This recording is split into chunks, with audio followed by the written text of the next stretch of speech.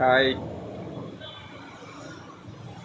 జనసేన ఆవిర్భావ దినోత్సవంలో పిఠాపురం నుంచి ఎమ్మెల్యేగా జనసేనుడు పోటీ చేస్తున్నాడని మనకి అందరికీ తెలిసిందే. సో ఇప్పుడైతే ఎక్కువగా న్యూసెన్స్ వస్తుందన్నమాట. జనసేన అక్కడ పోటీ చేయడానికి లేదు, పవన్ కళ్యాణ్ గెలిపించము అన్నట్టు. సో ఆ ఊరిలో బట్ బయట నుండి వచ్చి అల్లరి చేస్తున్నారో తెలియదు, కానీ కొంతమంది అయితే అల్లరి చేస్తున్నారు. బట్ ఒకటి చెప్పగలం, జనం కోసం జనసేన, జనసేనుడి కోసం ఆంధ్రజనం మాత్రం ఉంటారు, నిలబడి ఉంటారు. ఎందుకంటే 2019లో మిమ్మల్ని గెలిపించకపోవచ్చు. నాకు తెలిసి చాలామంది చాలా కారణాలు చెప్తారు, బట్ నాకు అనిపించే కారణం ఒకటే, అప్పుడు అన్నయ్య గారిని గెలిపించినా సరే ఆ పార్టీ నిలవకపోవడం, వేరే దాంట్లో విలీనమైపోవడం. సో తమ్ముడు వచ్చినా అదే చేస్తారనేసి పవన్ కళ్యాణ్ ఫాలోవర్స్లోను అండ్ నార్మల్ ప్రజల్లోనూ కూడా ఆ భావన అయితే బలంగా ఉంది.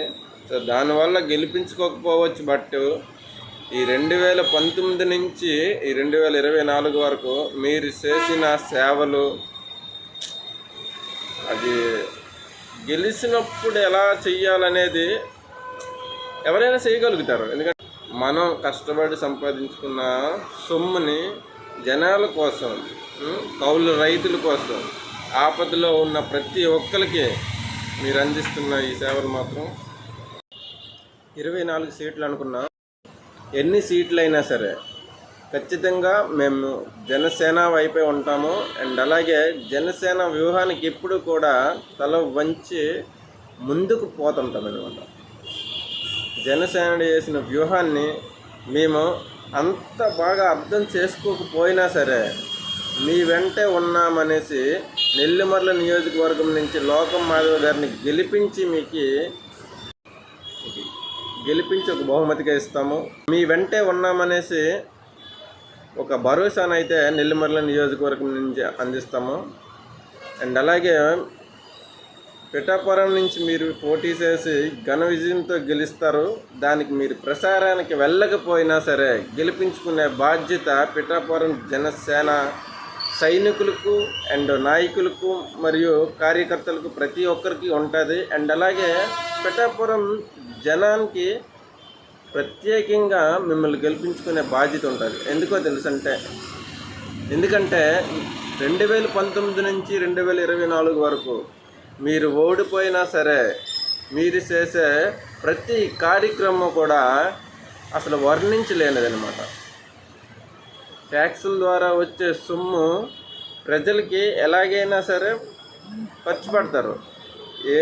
ఏ రాజకీయ నాయకుడైనా సరే వచ్చే ట్యాక్సుల ద్వారా వచ్చే సొమ్మును మాత్రమే వాడు ఖర్చు చేస్తాడు, కానీ సొంతంగా కష్టపడి వచ్చే సొమ్ముని మాత్రం కష్టాల్లో ఉన్న వాళ్ళకి ఇచ్చే ధైర్యం చాలా కొద్ది మందికి ఉంటుంది. ఏ ప్రభుత్వం అయినా, గెలిచిన ప్రభుత్వం ఏదైనా సరే కొంత వాళ్ళు దుబ్బేసి కొంత పథకాల ద్వారా సాయం చేస్తారు. అది ఏ రాజకీయ నాయకుడైనా చేస్తాడు, పెద్ద అందులో పట్టించుకోవాల్సిన అవసరమే లేదు. ఏ పథకమైనా సరే ఆ డబ్బా సొద్దు కాదు, మేమిచ్చే ట్యాక్సుల ద్వారా ఇచ్చే సొమ్మునే తిరిగిస్తున్నాడని ప్రతి ఒక్కడికి తెలుసు. మినిమం చదువుకున్న ప్రతి ఒక్కడికి తెలుస్తుంది. కానీ సొంతంగా కష్టపడిన సొమ్ముని ఆపదలో ఉన్న వాళ్ళకి ఇచ్చేయాలంటే దానికి గట్స్ ఉండాలన్నమాట. అండ్ అలాగే ఈ దేశం మీద, ఈ రాష్ట్రం మీద విపరీతమైన ప్రేమ ఉండాలి. ఈ ప్రజల మీద అసలు వర్ణించలేని ఆప్యాయత, అదో రకమైన పిచ్చి అనమాట. సో అది మాత్రం పవన్ కళ్యాణ్ గారికి ఉన్నదని మాత్రం చెప్పగలం అనమాట. అందుకే ఒత్తులోని ఎన్ని సీట్లు వచ్చాయని కాదు, కానీ ఎన్ని సీట్లు పోటీ చేస్తున్నామో ఆ 21 సీట్లు కూడా ఘన విజయంతో మనం గెలవాలి. అండ్ అలాగే 2029కి సీఎం అయ్యే పథకాలను మాత్రం, ఆ వ్యూహాన్ని మాత్రం పవన్ కళ్యాణ్ ఇప్పటి నుంచి అలాగా తన కనుసైకిల్తోనే వర్ణిస్తాడనమాట. సో మనం తన వెంటే ఉందాం. జై జనసేన, జై హింద్.